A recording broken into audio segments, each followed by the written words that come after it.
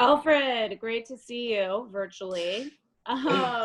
Just, sort of an overall general question for you, just what you think of this new team. I know you haven't had a ton of time with these guys yet, and also what you're excited to bring yourself to the season this year.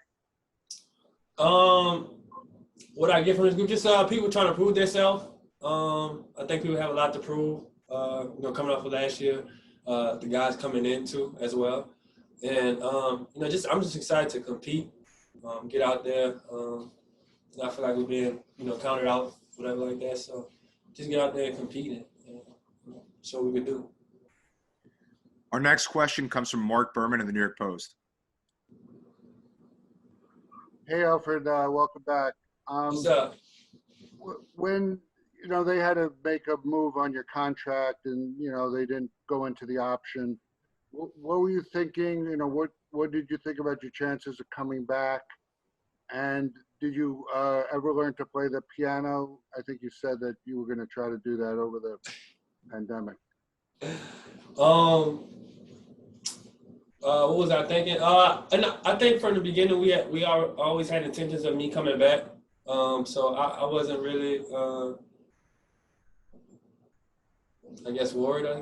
But and to answer the other question, I really didn't. I got kind of caught up being a father, so I didn't really get around to it like I wanted to. But I still have aspirations. Our next question comes from Steve Popper, Newsday. Hey, Elfrid. Just, I guess, with last year, you guys go through two coaches, tough season, and you have the decision to come back or not and go in free agency. What are your thoughts on how this team jumps from last year to this year, and maybe with Thibodeau, if that makes a difference to you? I like the moves that we made. I'm excited to play for Coach Thibodeau. He's always been somebody that, I admire from afar. So I'm excited to get in the camp and, see how he runs things and, be able to pick his brain. So I'm excited. Next question comes from Ian Begley, SNY. Elfrid, thanks for doing this. Hope you and your family are well. I appreciate that. Of course. Just with regards to the players coming back, obviously you, Julius, RJ, and several others. Are your expectations, coming into? Yeah, all right, man? No, I am choking on a potato chip here. Excuse me. Get some water. Are your expectations going into this season different than they were last year because of the different personnel? That's tough. My expectation is high. I expect everybody to, under the circumstances, I know it's been tough, but to work on their game and, push yourself and get better. So my expectations are high. Next question comes from Stefan Bondi, Daily News. Hey, Elfrid. Thanks for doing this, man. You mentioned in your answer the first question that people are kind of counting us out already. Are you guys using that as motivation at all? Is that something you guys have talked about? Oh yeah, for sure. It's definitely something we want to use for motivation. As if we already have enough, but it's definitely something that we just spoke about in the locker room, even in just these short days that we've been together. But we definitely going to use that. Justin Walters, WPIX. Hi, Elfrid. I was wondering how difficult you think it's going to be able to balance this year, trying to stand out with so many other guards at training camp, and also trying to understand that you don't want to overdo it because possible limited reps. Honestly, that never crossed my mind. I'm not even worried about anything like that. I'm coming in trying to do my job, and that's run a team. I know what I bring to a team. So as far as like trying to stand out, I never really even crossed my mind, to be honest. Yeah, so that never really crossed my mind. All right. Rebecca Harlow, MSG again. Elfrid, you mentioned that with Tibbs, he's a guy who you've admired from afar for a while. He's obviously had success with guards. He's had success as a solid defensive coach and just in this league in general. He's won a championship, that kind of thing. What is it about him that you are seeing so far, and what are you excited about in terms of playing for somebody like him? Just attention to detail, accountability, things you look for, in the coach. And like I said, it's, some things that I've seen, from playing against some of his teams. And like I said, from watching from afar. So I'm excited to get in the camp and, just see how he goes about, teaching those certain things like that and building the foundations. So those are a few things. Mark Berman back for a piano question.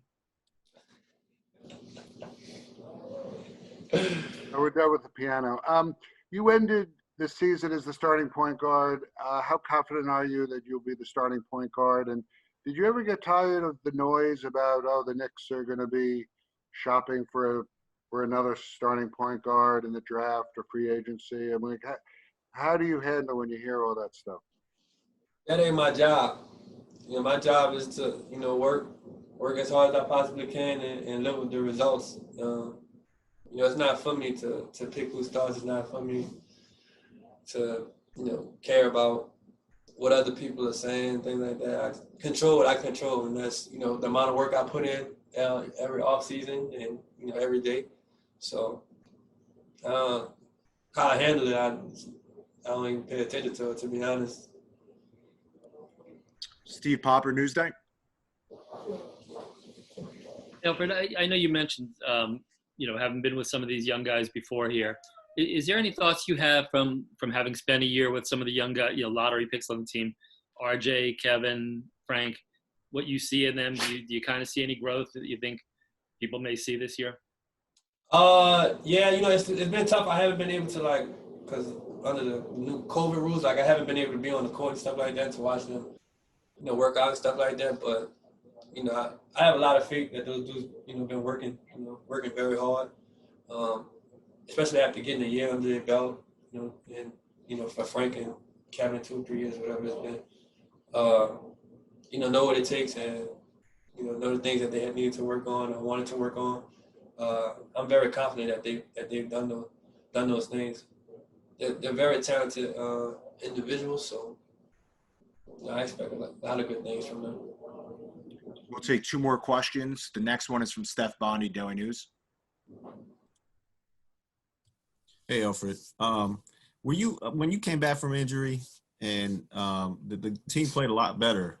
Does that give you confidence now, or give you encouragement that when you're in that lineup that this team can do better than what they showed at the beginning of the season, and does that give you confidence moving forward? Yeah. I mean, I think I always have confidence in myself that I'll make teams better. But I guess it's always good to have proof of that. So yeah, I guess so. And our last question comes from Bomadelli from Knicks Digital. Hey, Elfrid. After 1 year in New York, what's the lesson learned that you can apply to this year, having the same, very similar point guard situation? I'm sorry. Can you ask it again, please?